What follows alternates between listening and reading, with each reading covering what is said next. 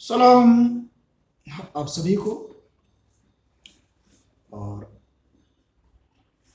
करीब करीब आप सभी मुझे जानते हैं, मैं पास्टर महेश हूँ और ये मेरा चैनल है। इस चैनल पर मैंने कई वीडियो अपलोड किए हैं, आप उन्हें जरूर देखिए और आशीष पाइए। सॉरी, मेरा और एक चैनल है और उस चैनल का नाम है द पावर ऑफ लोगोस। क्या नाम है चैनल का? The power of logos.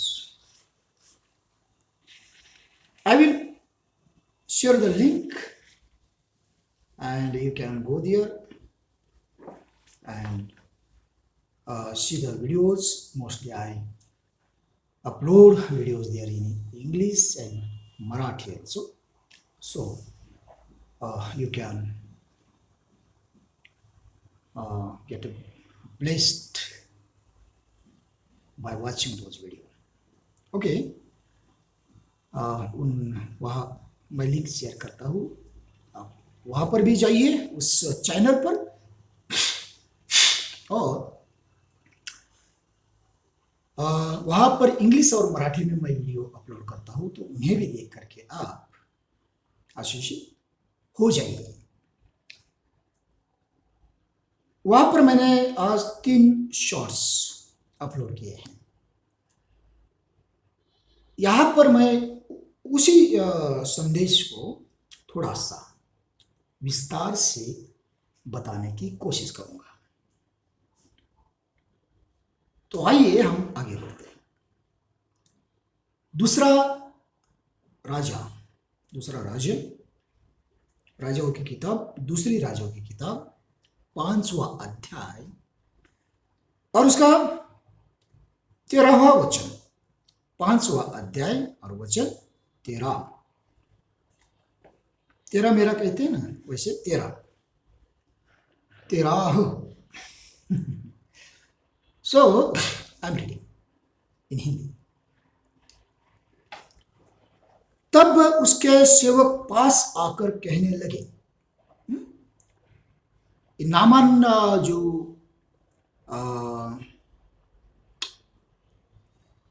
कोढ़ी था उसके विषय में।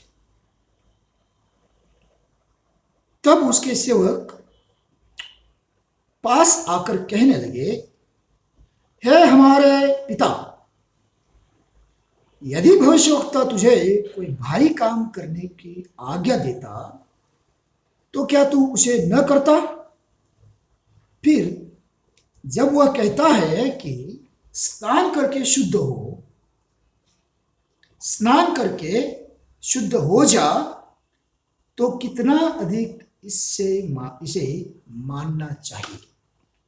स्नान करके शुद्ध हो जा, क्या कहता है? स्नान करके शुद्ध हो जा, तो इसे कितना करके मानना चाहिए। अब यहां नामान जो कोढ़ी था, उसके जो सेवक थे, वो लोग कहते हैं।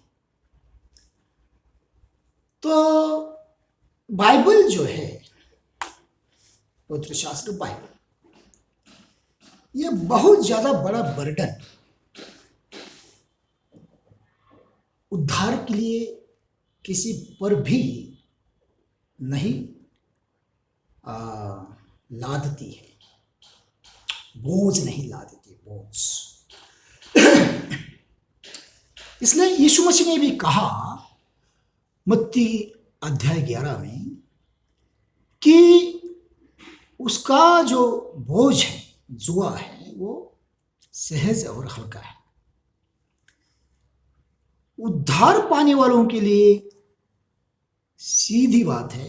जैसे प्रेरित के काम उसका 13वां अध्याय, उसका 16वां अध्याय और उसका 31वां वचन कहता है कि यीशु मसीह पर विश्वास कर तो तो तेरा परिवार घराना उद्धार पाएगा। विश्वास कर। अब इसमें और भी कुछ बातें हैं। विश्वास कर, कन्फेशन कर, मान ले, स्वीकार कर वगैरह। लेकिन उद्धार के लिए कोई बड़ा यहाँ पर बोझ, बड़ी कठिनाई की बातें नहीं है। मैं जब हिंदू था तो हम लोग काफ़ी कुछ करते थे। सुबह सुबह उठ करके नहाते थे ठंडे ठंडे पानी से, फिर मंत्र जाप करते थे, ध्यान लगाते थे। जब मैं पहली बार काशी बनारस गया था तो उस समय 108 बार मैंने गायत्री मंत्र पानी में खड़े होकर के कहा था, सुबह सुबह, वो भी 5 बजे। तो गले के इतने पानी में जाकर के वो मंत्र बोलना था, लेकिन पानी बहुत बह रहा था तो मैं गले के इतने पानी में नहीं गया।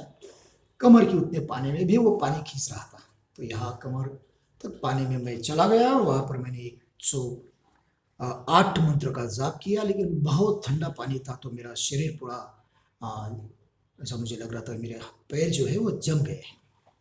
खैर, ऐसे और अन्य भी कई कठिन बातें मैंने हिंदू धर्म में की है। आज भी हिंदू धर्म को मानने वाले लोग वो कठिन बातें करते हैं मोक्ष प्राप्त करने के लिए। लेकिन यहां पर बाइबल बहुत ज्यादा कठिन बातें नहीं बताता है। बिल्कुल सिंपल बात है कि यीशु मसीह पर विश्वास कर तो तू उद्धार पाएगा। लेकिन उस उद्धार को बनाए रखने के लिए और उद्धार की जो आशीषें है, उद्धार की आशीषें है, उनको अपने जीवन में उतारने के लिए क्या केवल विश्वास ही काफी है? कुछ लोग कहते हैं कि आप मसीही विश्वास को एक सुविधाजनक स्थिति में बनाए रखिए और फिर आप स्वर्ग में जा सकते हैं। लेकिन मैं इससे सहमत नहीं। सुविधाजनक स्थिति में बनाए रखने का मतलब है कॉम्प्रोमाइज करना, जो कि बाइबल के खिलाफ है। यीशु मसीह ने ऐसा कभी भी सिखाया नहीं है। यदि हम यीशु मसीह की ही बात करें तो यूहन्ना की किताब उसका 15वां अध्याय और उसके 1 से लेकर के 10-12 तक वचन पढ़ेंगे तो वहां पर बिल्कुल साफ और स्पष्ट दिखाई देता है कि केवल विश्वास काफी नहीं है, तो फल देना भी जरूरी है। और अगर कोई मतलब कोई लता ढाली फल देती नहीं है तो प्रभु यीशु मसीह ने बिल्कुल साफ कहा है कि उसे काट दिया जाएगा और जला दिया जाएगा। तो क्या कहना चाहता है प्रभु यीशु मसीह, इस बात को हम वहां पर समझ सकते हैं। फिर याकूब की अगर हम पत्री पढ़ेंगे तो याकूब बिल्कुल साफ कहता है कि केवल विश्वास काफी नहीं है। वो कहता है कि कर्म के बिना विश्वास मरा हुआ है। कर्म के बिना विश्वास जो है वह मरा हुआ है। तो यहां पर विश्वास के साथ में क्रिया कर्म करना भी आवश्यक है। जैसे प्रभु यीशु मसीह ने यूहन्ना की किताब उसका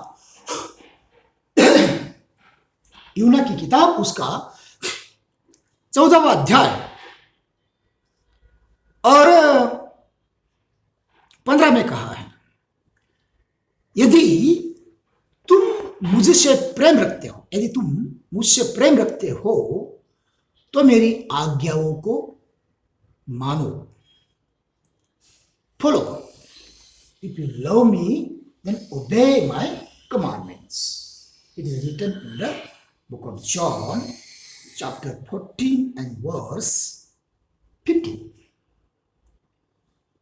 So, looking all these things which I mentioned here right now. Salvation is very easy. तो इन सारी बातों को देखने के बाद में जो मैंने यहां पर कही है, उद्धार तो बहुत सिंपल है, किंतु उद्धार की आशीष पाने के लिए और उद्धार को बनाए रखने के लिए हमें मेहनत करनी पड़ेगी। भाइयों बहनों, मेहनत करनी पड़ेगी। यीशु मसीह में केवल विश्वास करना काफी नहीं है, तो उसके आज्ञाओं को मानना भी उतना ही जरूरी है जितना कि आज हम किसी कंपनी में काम करते हैं तो पेमेंट पाने के लिए कंपनी की सारी जो पॉलिसीज होती है उन सबको मानते हैं। उसी तरह से परमेश्वर की ओर से अगर आशीष को पाना है और उद्धार को बनाए रखना है तो मेहनत तो करनी पड़ेगी और आज्ञाओं को मानना पड़ेगा। कौन सी? प्रभु यीशु मसीह की आज्ञाएं। उसमें सबसे पहली जो आज्ञा है, मैं समझता हूं कि मत्ती उसका 28वां अध्याय और 19वां वचन। 28वां अध्याय मत्ती का, book of Matthew chapter 28 and verse 19 is the greatest commandment of the Jesus Christ of the New Testament. Okay, bye. प्रभु आपको आशीष दे। फिर हम यहाँ पर मिलेंगे।